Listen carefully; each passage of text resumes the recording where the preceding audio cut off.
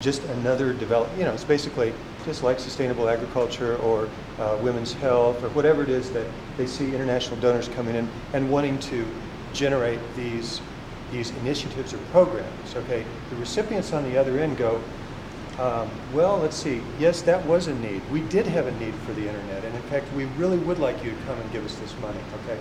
So that's the way it starts. Now, our hope, this is a goal in a limited sense. We could imagine that people would actually start using the internet, developing relationships with people in other places, and changing this nature of the development enterprise into a more internationalized, call it collaborative thing that it's presently not. And so that once the donor initiative is finished and then the next one comes down the pike, then they'll do that thing. But we kind of think there's this potential in the way that some of the young people are using the internet that it could become different.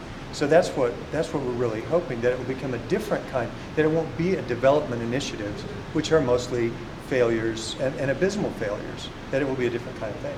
That's what we're kind of hoping. We've run out of time, Sorry. So the session's officially over, but we can stick around if there are any other.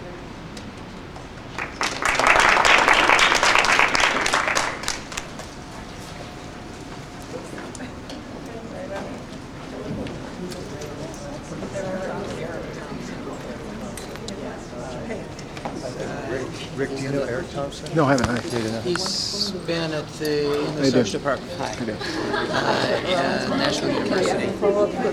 But he's got a 20 years. he's got a piece in a special issue of the journal Anthropology Indonesia. We did a symposium involving for them on internet identity in basically in what we call Nusantara. But at any rate, send me an email. Okay. And I can either get you the text or get you the reference. I think the publication will be out probably in February next year. So it's a while. And but Eric's done. No, he's done. What I probably should do is ask him to send you his stuff, because the concerns are obviously parallel, and the more you talk, the more Eric Thompson, National University of Singapore Social Department. You know what? Govindan Periyal? Yeah. Is he there? He is. He's Okay. teaching, and Govindan's the chair of the Department of Communications and Knowledge Management, or blah, blah, blah. Actually, I saw Govindan last in August when I was there. Yeah, it's quite strong because And that's how I'm going to be doing, I hope to do Intended to be that. Well, I hope my question is not too It's okay. blunt, but I guess I wanted to hear a little bit more about, how do you formulate this goal and whose goal is it? Yes, that's part of the question. That has a whole constellation of questions I've got. Right, true. Because for us in third world countries, we want to be in global science, but still we have all this dependency on the gadgets of global science. That's why we see it as not imposing on us if a donor country will give us this equipment and whatever. It's just that, again, for how long? For how long? Is this just a bifurcation of economic dependency? Again, once we're into the computer, we need your machines already. We become so dependent on it. I don't know whose goals right now, but always just is more of an academic, how the scientific community who hypothesized to have the knowledge and should have the lead in these countries, for that kind of knowledge too. Just that. We didn't think of more global or more macro impact of that one. The goals, who really does impose the goals? Is it them or is it us? That's the program. So we need to refine that one. Thank you for asking that question. Can I follow up on that, Sir? Because there's an assumption in what you said that having the scientific knowledge and the education is commensurate with the use of the internet. And I see them as really different things. And it ties into one thing, what I see as being highly problematic, that you're giving these individuals the materials and then studying it, because if there were to be some sort of process of adoption separate from donors, then one might see the ways in which people would then develop expertise of that technology. But you guys are coming in with an agenda already saying we want to have a collaboration, which brings the other question up because you're talking about networks that are not connected with journalism.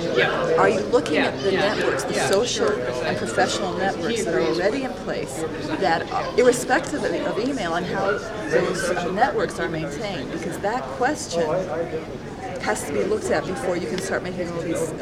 This is a longitudinal study without the internet, and then we have the 1994 survey, and it is studying this networks through organization, and we then went that one. But right now we are not on this paper. It's more of methodology. Our paper right now is more of zeroing in on internet diversity. Right. But underneath that was the whole look at the social networks and the ways in which communication. Dr. Shrum wants us to work on the social network aspect. We're cleaning that data right now. Okay, because right it's now. sort of like there are so many assumptions in saying, well, they weren't connecting with these other professional organizations. Like, well, were they connecting with them before and how? Right? Yeah, we have data on that one. Okay, we good. did. I mean, I'm not jumping. No, on you. it's we want you it's to be so strong. limited. No, We want you to be strong.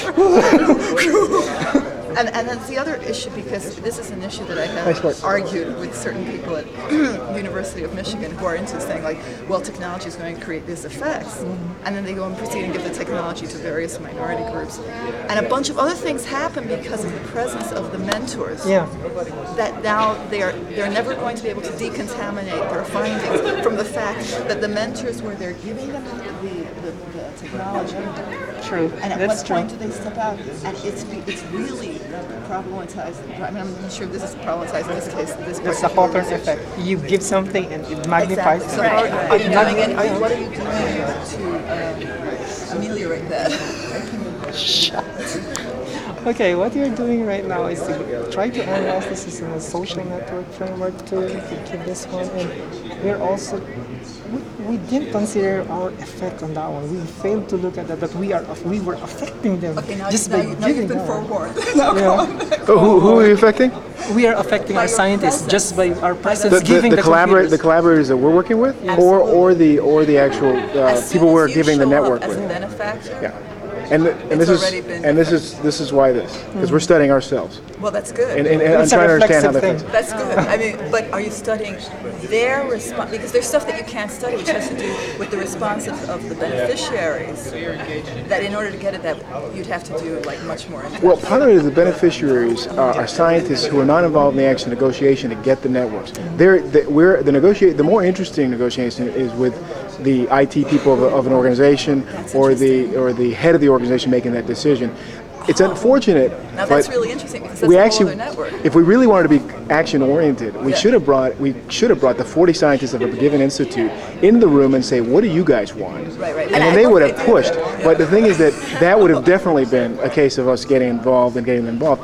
This way, we don't mind if they don't use it. And in a way, we're just trying to give it. We're trying to see what the process is of actually giving it to them, because there's so many bureaucratic layers. Isn't that okay? If that works, and it would be wonderful if it does, but wouldn't that be? I feel like I'm going to ask you for informed consent form in a second here. If that works, isn't that because of some kind of technological determinism that this technology, by enabling these people to communicate, because it's the internet, because there's email on it. That's the assumption. Yeah, and then that's what the NSF is also trying to do. They say that a collaboratory is necessary because that would go beyond the wall of the laboratory and the people connect people. But actually what happened, I studied a scientific collaboration in North Carolina, and then because of the NSF funding, they require us to connect with historical minority university. And what happened is that they are a member of the center as just a name, but people didn't want to collaborate with this historical minority university because they don't have doctorate. You mentioned one of the factors. I didn't really listen to. Yeah. Really sorry. So that's one of the factors, and they talk about how their research doesn't really contribute their own research, so they don't really want to collaborate, but they want to put their names because of the funding. Yeah. I think. Because that's the game that everyone's playing. Well, and now I'm really curious about this thing that you're actually working with this sort of interface of the IT people, right? In what ways are you studying their relationships with the scientists? Well, part of it is, we're buying the infrastructure, and we're learning on the ground who are the experts. You know, who are the infrastructure providers? A lot of this obviously stuff is not indigenous. They got to import it. You know, and part of it is also studying ourselves and what we see we can do and not do. And I'll tell you right now, he'll be the first to say, you know, we try to go within the organization and actually find somebody within the organization to actually set the network up. Not the most efficient way of doing it. It was a lot less expensive in terms of the budget. We could have paid a lot more and gotten an expert because they do have experts there. Right. And now we've sort of gone to the next level. Since the other way didn't work, trying to get somebody there and them learning how to network themselves, we now are bringing in experts. So we're hoping that'll speed up the process. But that's interesting. You see, you know where I'm going to go with this, right? Speed up the process. Well, Suddenly there is a process existing in outer space without a whole culture. Well, there was a point at which the local IT person who was the local IT person just simply couldn't go beyond. His technical skill was not there. I So want we to continue this conversation. We got to get out of here. we'll take a little break here. And now I can stand up again. Thank you. Welcome to the 2003 Plenary. Building democracies with science and technology. It sounds like the cry of an early 20th century technocrat. If you read Defending Democracies with Science and Technology, it sounds like George Bush himself. If you focus on science and technology and you think of armored cockpit doors, of the language of the 2001 Patriot Act of the United States, and I quote, providing appropriate tools required to the intercept and obstruct terrorism, then again, it sounds like a very modern way of using science and technology to build democracies. And if you focus on democracies itself, then it questions as if there would be only one kind of democracy. We do know that bicycles have interpretive flexibility, but democracies don't. There's only one democracy, an intrinsic, realistic, shared by all people, context-free meaning of democracy. Therefore, I propose to read it without the exclamation mark. With the exclamation mark, you could only think, what a terrible title for a plenary. What a blessing that his president is stepping down tonight. But let's read it without the exclamation mark. Let's read it as an observation about our modern societies. Because Bush does claim that he is defending democracy. States do use administrative technologies to stratify, to structure society, to structure their decision making. Social science research was used to demise apartheid in South Africa, as you will hear later this afternoon.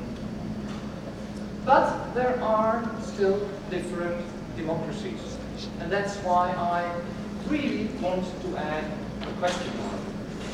And I think that with that question mark, we can show that the STS endeavor, the kind of analyses that we contribute to thinking about democracy, to thinking about the role of science and technology, is not only a matter of description and explanation, but is also adding a critical reflection, is also what I have been arguing for in previous plenaries, is also playing the role of the critical public intellectual, and for a society as ours to provide a home for such public intellectuals. That is why I am so pleased and honored that we have these two keynote speakers that have agreed to explore this really wide theme from two very different perspectives. From the south and from the north, with an historical case study and with a more political philosophical analysis with a few examples. You will first listen to Dr. Hendrik Marij, presently head of the Secretariat of the South African National Advisory Council on Innovation, but this presentation will be about the period that he was the Deputy President of the Human Sciences Research Council. The Human Sciences Research Council is a research institute in South Africa, it's sort of state-owned research institute. And he will talk about the events around the 1985 report titled the Human Science Research Council Investigation into Intergroup Relations. This report was produced through about 50 different projects involving 500 researchers, resulting in a variety of specialist reports and one synthesis report. It was released against the explicit wish of the government of South Africa, and it did play a very determined role in the demise of the apartheid. This was democracy making in action, very explicitly involving social science research, and we will hear how that developed with some reflections about the present situation in South Africa. After that, Bruno will speak in his capacity as President-elect of the 4S. I will not introduce him any further. The title of his talk is What Time of Proofs for the Worldwide Lab. We will first have both keynote presentations, and I count on your creativity to, in the plenary discussion, connect both papers. We could be very far apart, but you are very creative. Dr. Marek, may I give you the floor?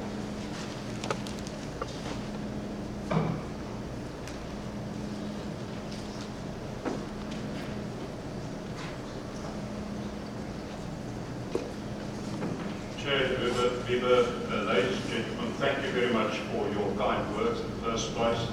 Secondly, thank you for your attendance. And thirdly, I'm looking forward to the participation from the floor.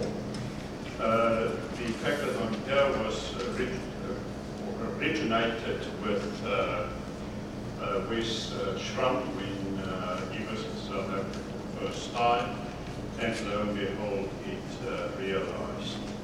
I'm not going to present, notwithstanding the slides, a formal presentation nicely worked out with a conceptual framework, research questions, hypotheses, information, etc., etc. It's more a story I want to tell, a story as experienced from the inside. However, I would like to, or I have tried to put in place a few checks to make sure that it's not too subjective, that at least some proof could be offered for what I'm going to say. On the other hand, I hope that it will not become too anecdotal and that there would be some kind of storyline.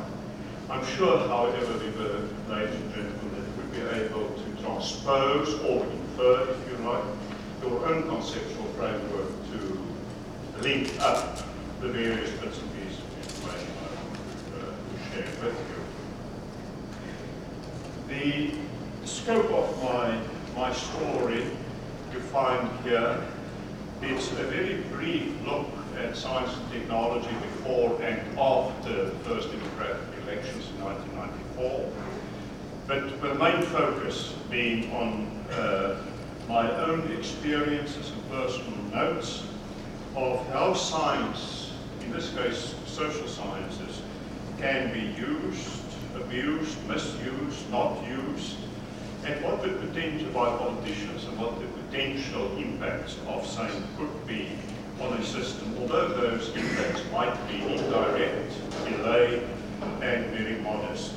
But just to repeat, this is not a goodness or fit of theories and models on a particular case study. It's not really even a case study. I think to make sure that we're talking of the same sequence of events, let me just run down the last few years in South Africa. The apartheid days is going on up to 89 really, the hard apartheid, ending up with a tricameral dispensation from which Africans were still excluded. F.W. de Klerk was appointed president in 1989, and he held that position until 1994. It was under his reign, as it were, that the ANC was unbanned, that Nelson Mandela was released in 1990, etc. And then 1994, the interregnum period, with the negotiations going on, first democratic elections in 1994, and also the lead in to a new science and technology dispensation in that country. White paper on science and technology, first of all in 96, followed by a national R&D strategy in 2002. So that's just a very brief historical background. A general orientation on the science system in the country, and here I would like to focus your attention on that particular section, namely that if one were to generalize, one could say that the overarching mission of the science and technology system in my country was that of strategic survival, self-sufficiency and sustainability, with the primary foci, obviously not only these energy, food, weapons, internal security. I'll come back to that very briefly later on.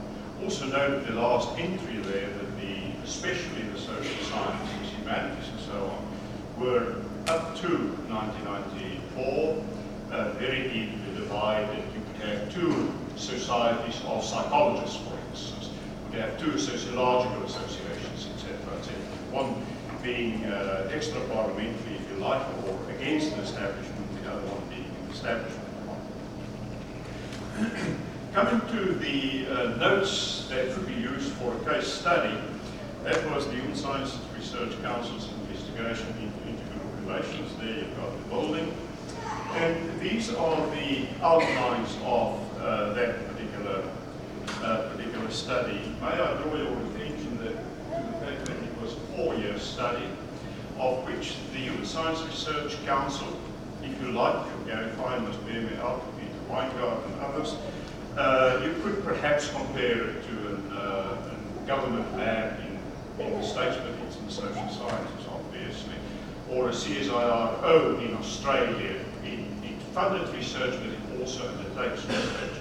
HSRC, however, only coordinated the project. It didn't do the work. Very broad representation, let's say the total spectrum of social issues were being covered. In the end, there were 120 completed projects. Some of them were big projects in their own right. I just want to emphasize they were not small laboratory studies. It led to 9 summary reports and 1 main report that was released in 1985. This is what the project process looked like. We identified, there was a steering committee that did it, with representatives from universities, business, etc. They identified 9 areas, i.e. constitution, juridical matters, economics, etc.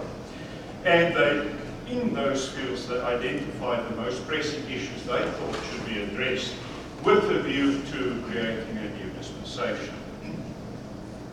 Subsequent to the identification of the critical issues there, a public call for proposals was sent out to the media, to our rather exhaustive list of researchers.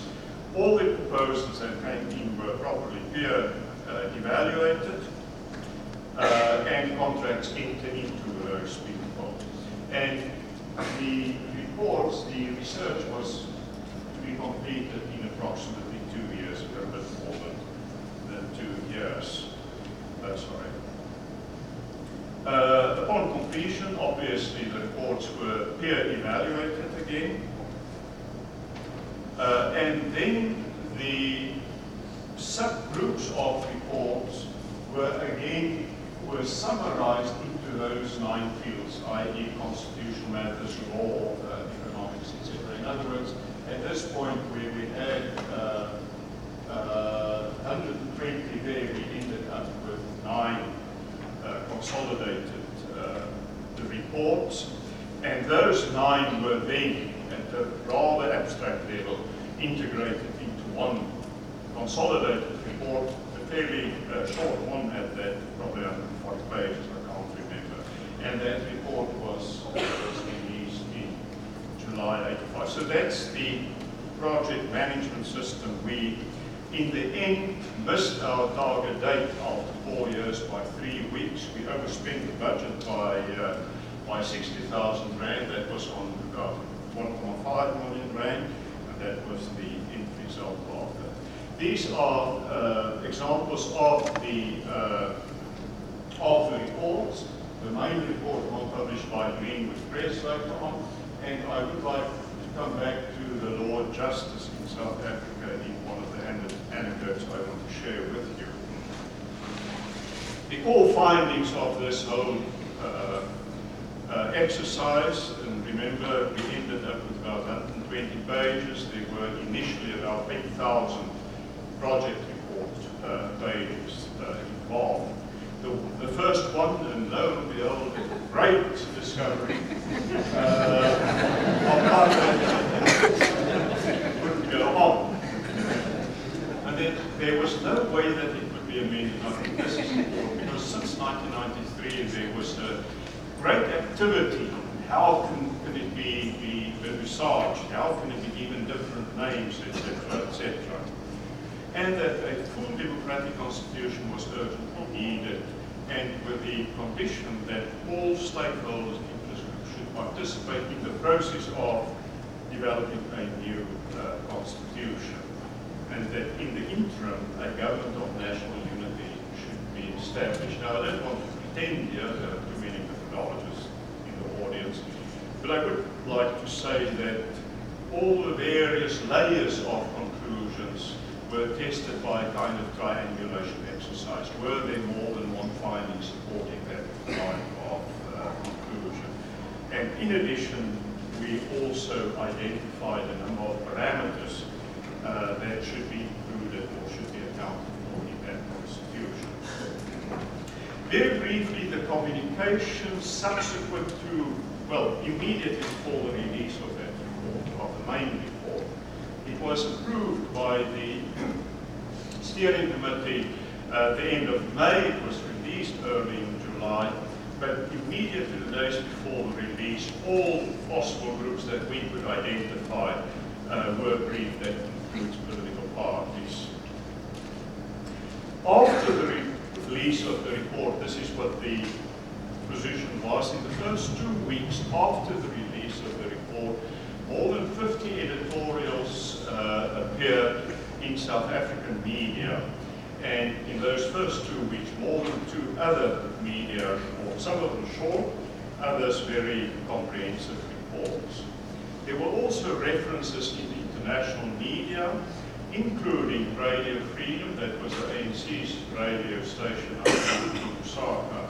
At that stage, there was reference made to it, and then in various other countries, and I can tell you many anecdotes about those. In the first 3 months after the release of the report, we made more than 50 presentations, called them papers, at professional conferences, business meetings, national national meeting of a labour movement, civil organisations, etc. And we concluded this initial process on the 10th and 11th of September with an international conference. Just a selection of 4 or 5 of the newspaper clippings of that time, and you may be interested in this one. One of the clippings here. Now, I deny that's not myself. I know even worse than that. Unfortunately, this gun was turned back on the HSOC, as I will shortly show. A few words on the international conference. I only want to point out one thing really. Those were the reasons why we organized the conference. Those were the international speakers, and you may recognize some of those names. Those of you who are a little bit older. And I think that is important, and for me a kind of lifeline. I'm kind of saying something very personal here. These are the words that, for those of you who happen to know of or knew Leonard Lube of Yale University, the editor of the Journal of Social Psychology, those who knew these words at the end of the conference. Government reactions to it. Initially, cautious, subdued, but positive. That was immediately after the release of the report. About 1 month later, it started cooling down rather rapidly. The temperature went down very quickly. And I can say, and I've got proof of that, that they did in fact mobilize some of the Afrikaans media, and Stephen Fine know what I'm talking about. Then from September, from the conference, there was a clear split. Personally and individually, face to face, it was very poisonous. It was very personal. It was extremely unpleasant. But at the public level, there was a kind of, yeah, we took note of it, and that has been more or less in line with our thoughts all along. It could be the private comments could be recognized by Weinberg, Paris government further.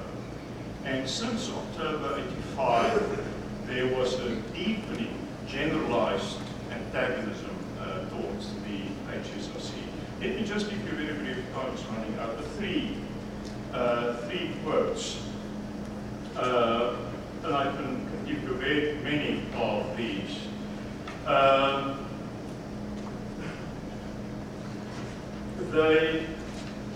And these were very different spokespersons of government, some of them very, very high up at the level of ministerial level.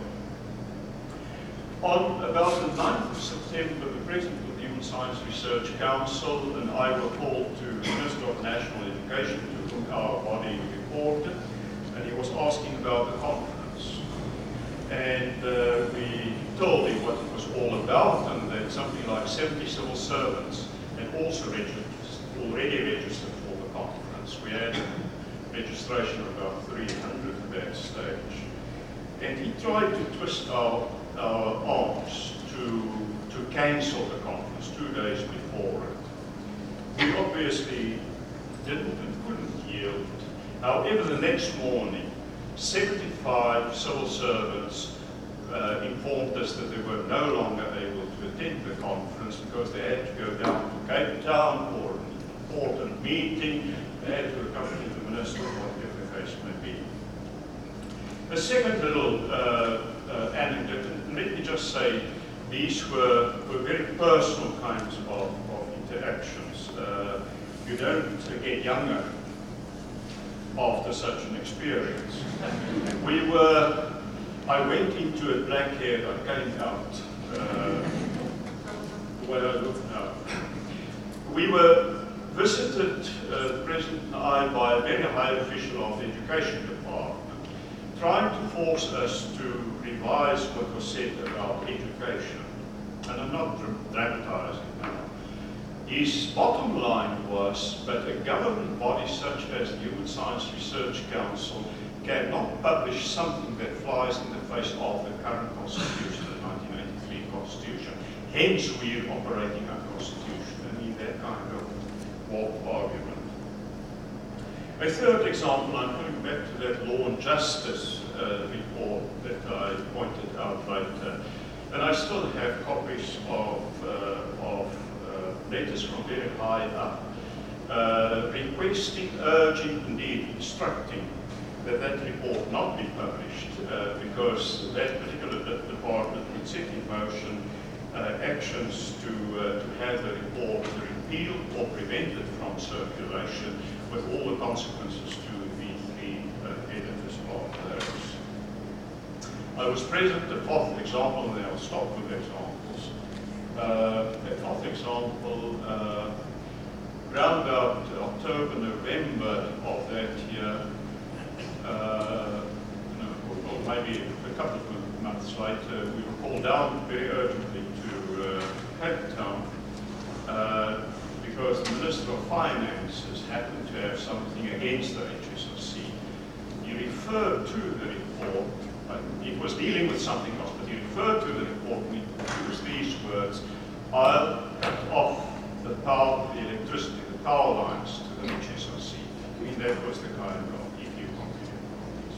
I can give you further examples, but you know that. Then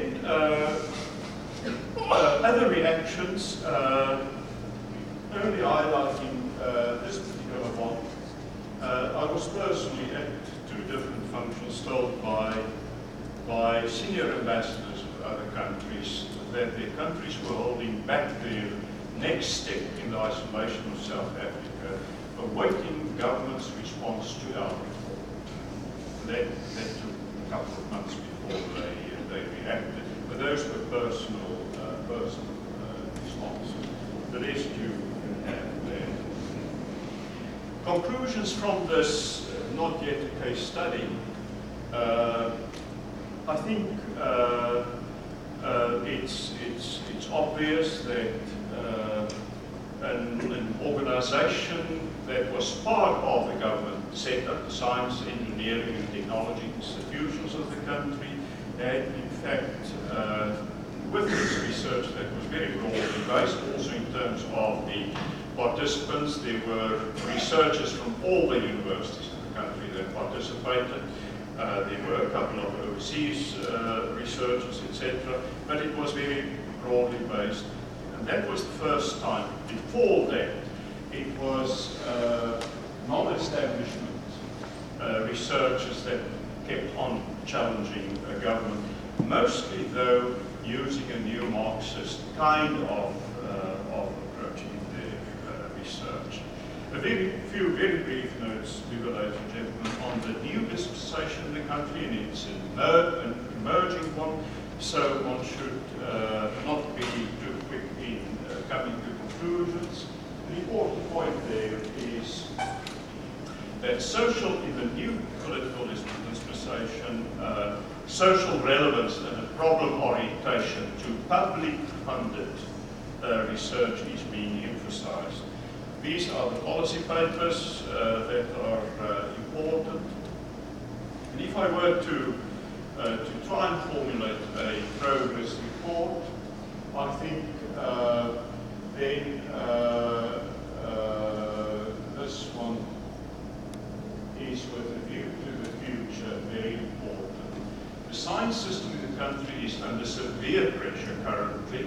A decline in funding from 1989, it was the expenditure on research and development was about 1.2%. Currently, it's 0.67%.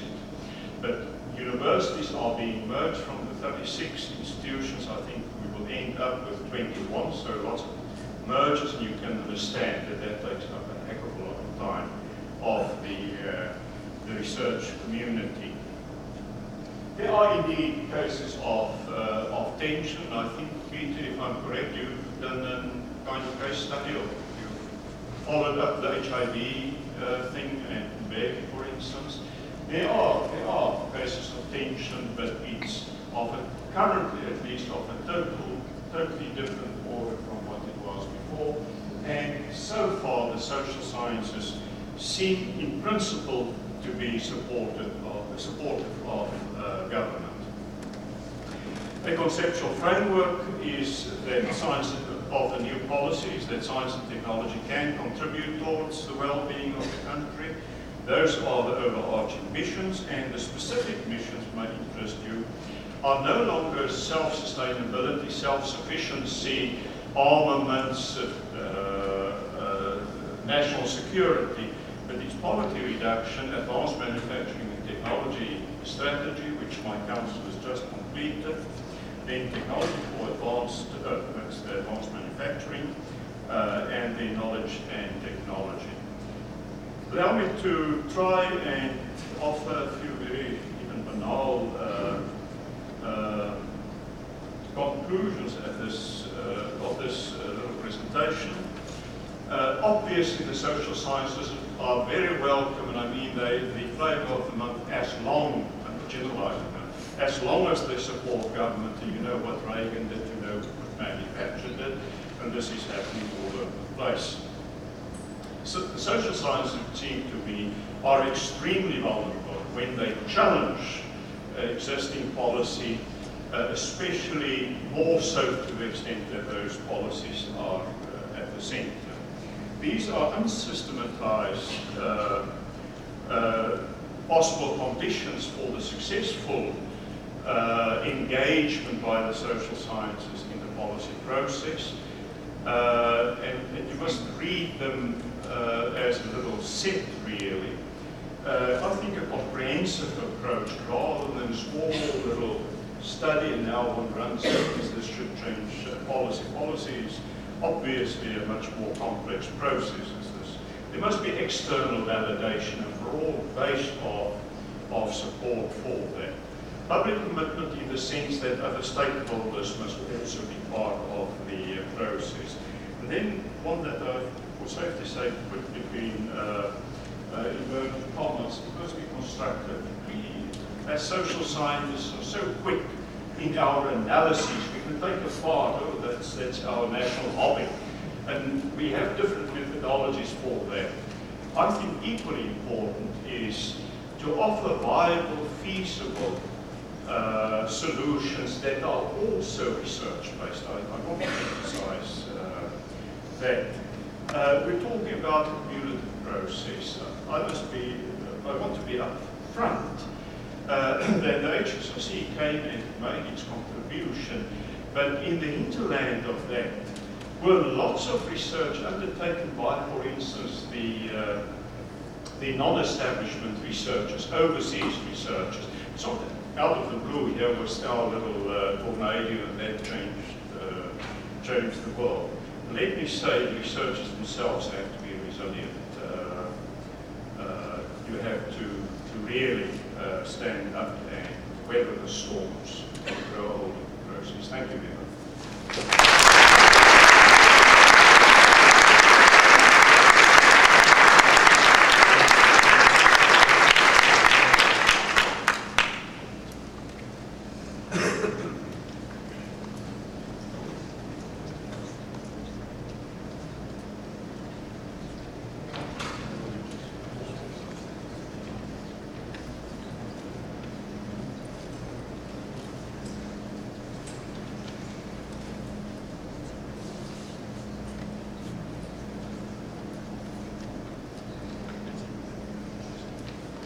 Thank you very much, Dr. Rice. I should have told you in advance, I apologize, but next week you will be able to download the slides from the 4S website.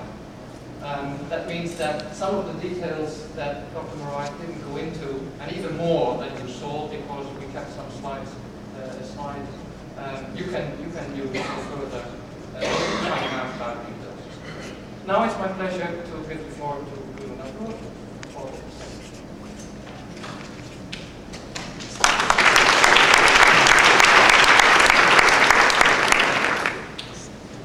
Actually, you won't have to be very creative because we are connected to talk, even though you are not prepared, of course.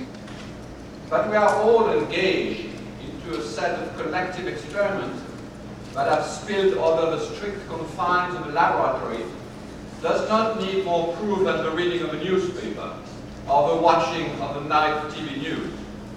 In the time past, when a scientist or a philosopher of science was thinking of writing down rules of method, he, more really she, was thinking of a closed site, the laboratory, where a small group of specialized experts were scaling down or scaling up phenomena which they could repeat through simulation or modeling before presenting much later the result, which could then and only then be scaled up, diffused, applied, or tried.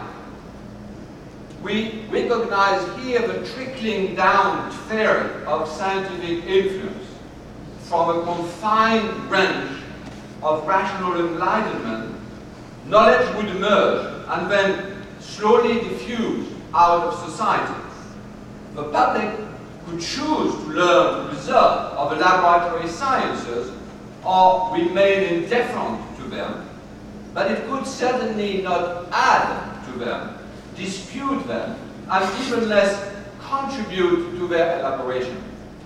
Science was this activity carried out inside the walls where white coats were at work. Experiments were undergone by animals, material, figures, and software. Outside the laboratory borders began the realm of mere experience, not experiment. It would be an understatement to say that nothing, absolutely nothing, has been left of this picture of this trickling down model of scientific production. First, the laboratory has expanded its wall to the whole planet. Instruments are everywhere. Houses, factories, hospitals have become so many subsidiaries of the lab. Think, for instance, of global positioning systems. Thanks to the satellite network, geologists, naturalists, soil scientists can now take measurement with the same range of precision outside and inside the laboratory. Think of a monitoring system for fish photos, for volcanoes, for glaciers. Everywhere, instruments crisscross the outside world as if it was made out of log paper. Think of a new requirement for traceability, quality control, standardization, which are as stringent outside factories as those for inside production sites. Thus, the difference between natural history, outdoor science, and lab science has slowly been eroded, so much so that it's now possible through 3D equipment to organize field trips inside datascapes projected onto the screen of conference room inside lab. Second, it's well known from the development, for example, of patients' organization that many more people are formulating research questions, insisting on research agenda than those who hold a PhD or wear a white coat. My colleagues at CSI have been following for several years now a patient organization in France. Oh, here's Michel Caron finally, actually. Hello, Michel. Which fights against orphan genetic diseases. They have not waited for results of molecular biology to trickle down to patients in wheelchairs. They have raised the money, hired the researcher, pushed for controversial avenues like genetic therapy, field researchers, built an industry, and in so doing they have been produced at once, and Michel Caron and Bruno has shown, a new social identity for those handicapped children, and as well, many new priorities in research. The same can be said of many other groups, the best example being provided by the AIDS activists, so well analyzed by Stephen Epstein. And you will find the same situation throughout the whole ecological activism. If a crucial part of doing science is in formulating the questions to be solved, it's clear that scientists are no longer alone in this. If in doubt on this point, ask the anti-nuclear activists about what type of research and energy they think laboratory scientists should be doing. Third, the question of scale. Experiments are now happening at scale 1 and in real time, as it has now become clear to all with the question, for instance, of global warming. To be sure, many simulations are being run. Complex models are being tried out on huge computers.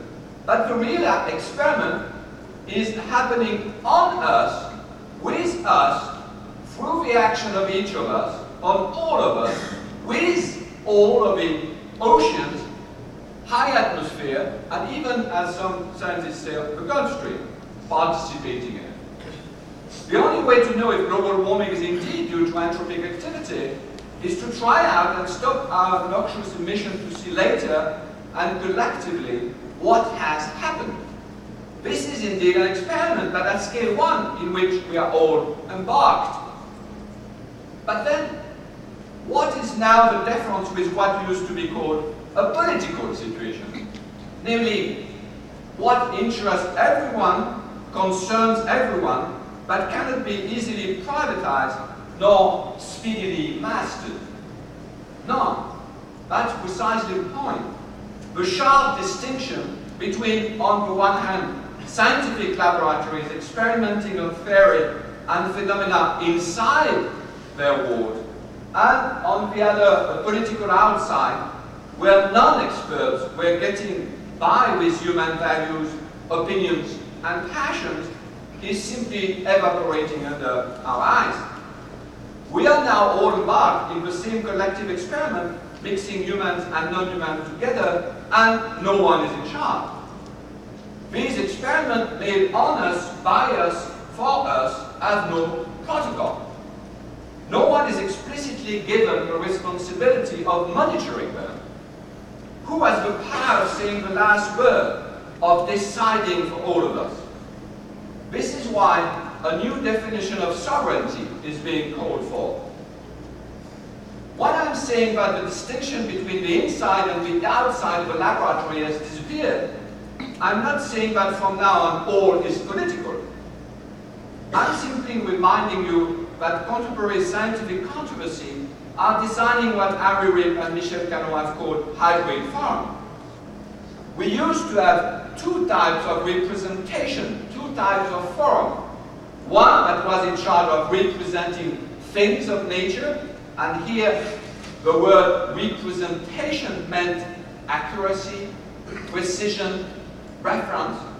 And another one which was in charge of representing people in society, and here the word representation meant faithfulness, election, confidence, obedience.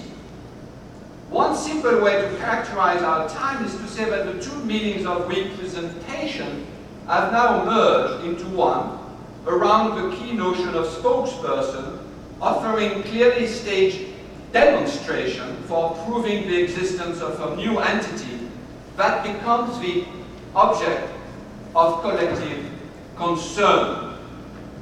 The global warming controversy is just but one of those many new hybrid forms. Around the table, some of those spokespersons represent high atmosphere, others the many lobbies of oil and gas, still others non-governmental organizations, still others represent, in the classical sense, their elected.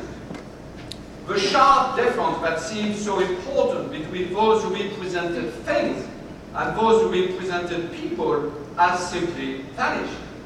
What counts is that all those spokespersons are in the same room, engaged in the same collective experiment, talking at once about imbroglios of people and things. It doesn't mean that everything is political, but that the new politics certainly has to be divided. One way to remind this argument, to summarize this argument, is to remind ourselves that the old word for thing does not mean what is outside the human realm, but a case, a controversy, a cause to be collectively decided in the thing, the ancient word for assembly or form in Old Icelandic as well as in Old German. Sorry, my Icelandic is not very good. It's called thing or thing.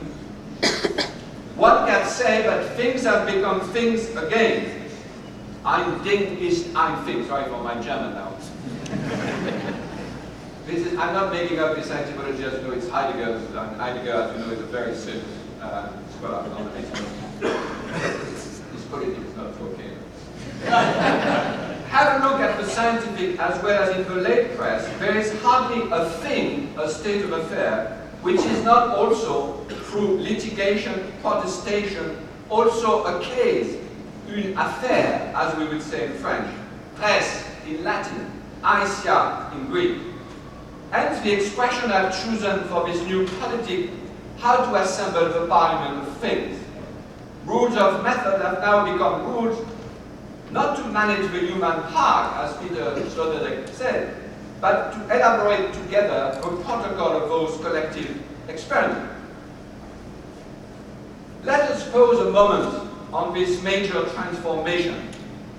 It's for me one of the most tragic intellectual failures of the age that the best mind, the higher moral authority we possess, dream only of one thing. If only, they said, we could control science, separate it entirely from the realm of human value, keep humanity safely protected from the encroachment of instrumental rationality, then, and only then, we would live a better life. They want to keep science and technology as distinct as possible from the search for value, meaning, and ultimate goal.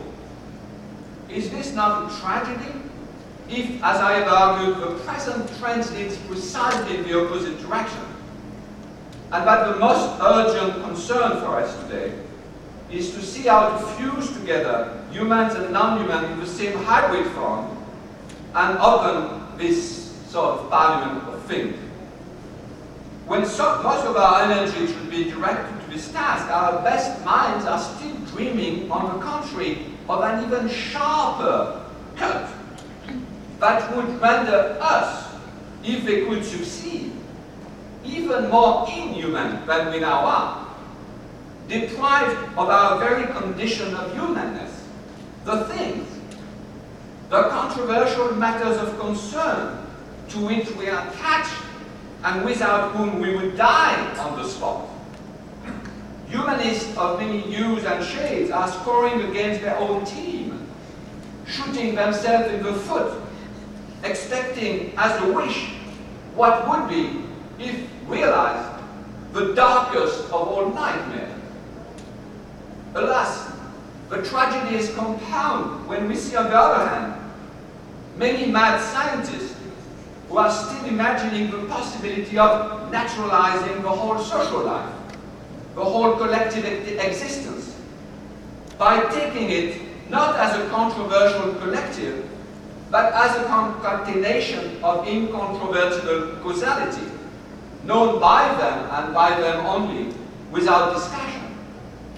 In their hands, those interesting cases, those beautiful controversies in search for a form, are no longer what I call matters of concern, but the old, boring, cold matters of fact, stripped of every one of the ingredients that are necessary to make them scientific.